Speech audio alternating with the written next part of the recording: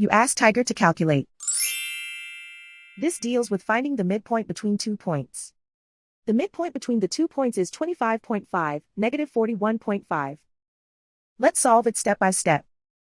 Plot the 2 points and calculate the midpoint using the formula. The coordinates of point 1 are, x1 equals 31, y1 equals 2.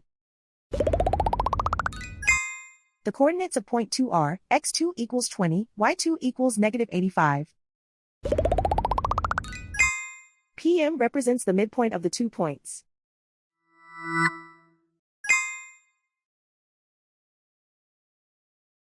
Use the x values in the midpoint formula to find the midpoints x. x1 equals 31.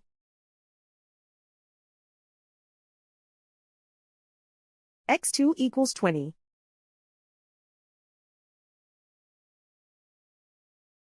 Simplify the arithmetic.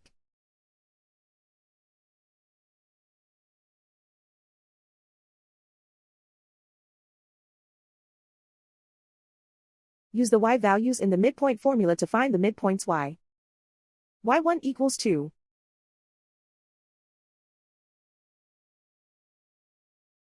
y2 equals negative 85. Simplify the arithmetic.